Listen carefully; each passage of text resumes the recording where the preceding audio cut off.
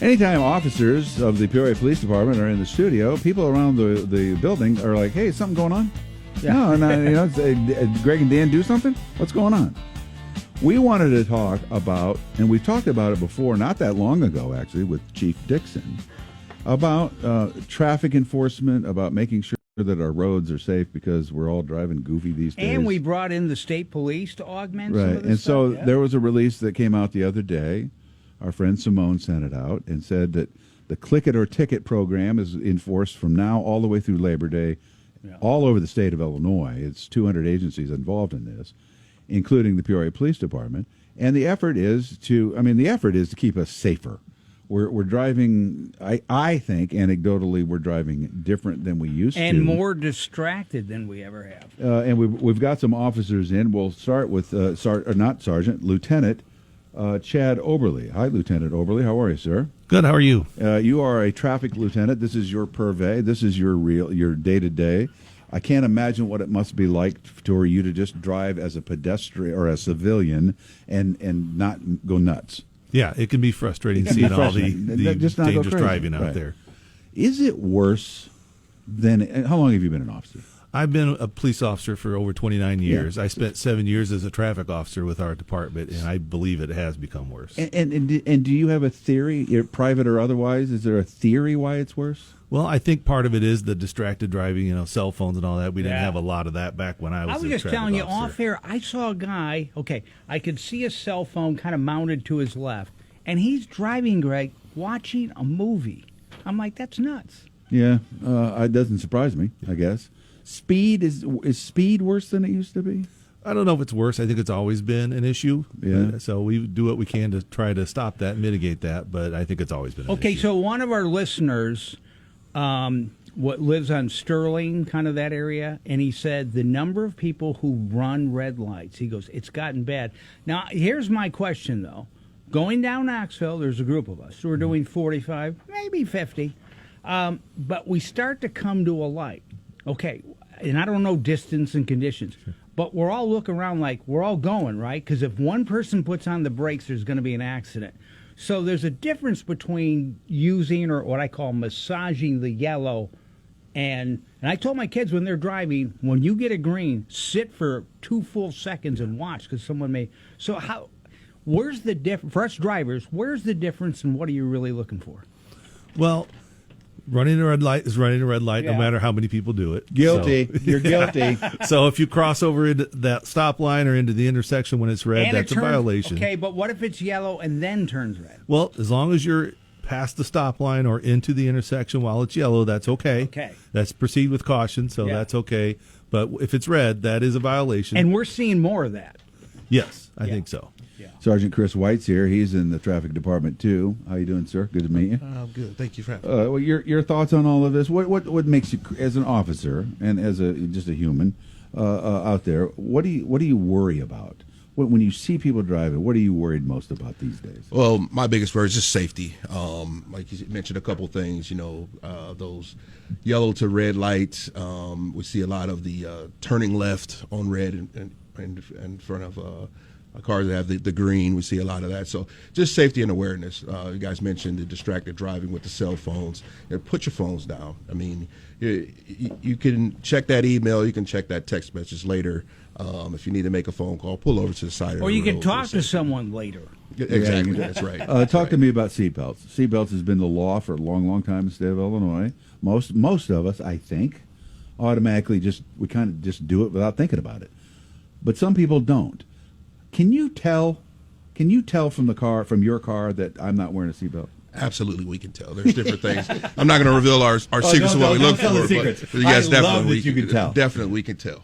I love that you can tell because when you see videos of people going, "No, I was wearing it. I just unbuckled it." Yeah. I saw you 10 minutes ago. Yeah. That is hilarious. One of the funny things with seatbelts, I might add, is that we find people often that have a buckled seatbelt, but the seatbelt is buckled not properly behind them. So it's buckled behind them, and they think, "Well, my seatbelt was buckled." That's because they don't want to hear that constant dinging. Exactly. Okay, man. It's okay. It doesn't hurt to wear your seatbelt. That cracks me up. Officer Traffic Officer Mike Bischoff is here. Hi, Mike. Good to see you, sir. Good to see you. So you're out there on the front lines every day pulling us over, right? Yes, That's okay. sir. Do people get mad at you? Primarily, because if you pulled me over today, and Greg, you were going 12 over, I probably know I was doing that. And I'd be like, okay, I'm sorry. I would say 9 times out of 10, I can get a thank you at the end of the stop, even if enforcement Way to action go, is taken. Mike. Way to go. Yeah. Do you guys get worried? I'd like all three of you to chime in on this. I am a guy that likes to watch stuff on my phone, TikTok or Reels, and a lot of the algorithm that I get is traffic stops, where I see the officer come up with a cam, and then there's an exchange, and I get incensed about how weird people are. Do you think it's bad that that's out there? That do you watch those videos, Chris? Do you watch those videos? I do not. Okay. Do you watch them, Mike, at all? Yeah, I watch some of them that pop up. It's what I worry about. I worry that might be negative to you guys, like that we all get puffed up or something, and then so the next time I'm going to talk to an officer, I'm going to say, yeah, well, you don't know the law, and then we have this whole thing. Chad, your thoughts on that? I can see some positive and negative with it. The positive I see is it's a good training tool for us. I've shown a lot of our younger officers some of these videos, so we can learn. Oh, from that's a good experiences. idea. Yeah. So that's a big thing. Learn how to talk to the people who say the things in those videos, because that's the negative side, is sometimes those things catch on. Okay, here's something that we don't understand. We talk about it semi-frequently on the radio, and that is that Dan and I come from an era of the 60s and 70s, went to high school in the 70s, right? And I don't know if you guys know this, but people in the 70s smoked weed. Yeah. And now there is a weed that is different than the weed that happened when we were kids. I was on Sheridan, and there's nobody there. It was like 10 in the morning. No cars, no people, and I could smell weed in my car. I had to look around to see if someone was in the back seat smoking. It is so pungent and so apparent that it's happening. How do you handle that? How do you handle that? If you smell it as it must happen to you. Is that enough cause to pull somebody over? Well, the laws have changed on that recently. Okay. And the state of Illinois has made it a little more difficult to do it based on the smell alone.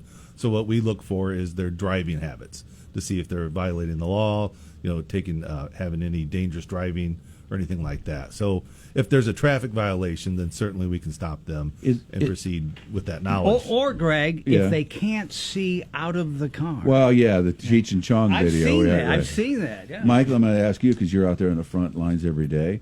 When you see somebody and you pull them over, is there a test that you give to see if somebody is under the influence of weed? How does that work? We use the same standardized field sobriety test. Oh, you do? So there's a couple other not things. Not a blood test necessarily or something like that? That would come later on. If we do believe that there's some type of impairment there, we would take them down to the hospital and collect blood and urine if we're thinking that there's some type of drug involved rather than just being a standard alcohol DUI. So, Sergeant, I'm going to ask you this question. Chief Dixon said to us 8 weeks ago, that the categories are running red lights, speeding, distracted, seatbelt. That's what he would like to focus on. Beyond that, impaired is a big one. DUI stuff. In your career, how long have you been an officer? 20 years. 20 years. In your 20 years, are we any smarter about drinking and driving than we used to be, or are we still doing it dumb? I think we're more educated. It still happens. I would think that, now that you mentioned the cannabis usage, we have that element added onto it for the impairment side. But I think as far as like the alcohol side, we're more educated in that, and we've seen some different efforts in enforcement action towards that. But then we also have this cannabis use. That's complicated, man. That is so complicated. Yeah. It's like unbelievable. You said, it's kind of quite the process to get from once you make contact to determining that they're under the influence, and you said going to the hospital, and so it's my gosh, and the thing is, like, we're standing in a convenience store in the back, the door's open, and we can immediately smell the person. The word went out that click it or tickets back from now through Labor Day, and that's actually been around. That phrase has been around for some years, and mainly it means make sure you're wearing your seatbelt. But beyond that, Chief Dixon's directive over the last number of weeks since he first started as our chief is to watch the roadways, and these men in this room are doing so. Back to you, Lieutenant Oberle. You've been doing this a long time. and technology is different than it used to be. Yes, sir. Dan and I joke that when we were young and our dads first started getting tickets because of radar, our dads bought something called fuzzbusters. Yeah. Remember that? I do. And there was So the there whole was back a technology war. There was a technology war going on. Is any of that nonsense still out there? Not fuzzbusters, but do people still like go out of their way to try to be able to speed without getting caught?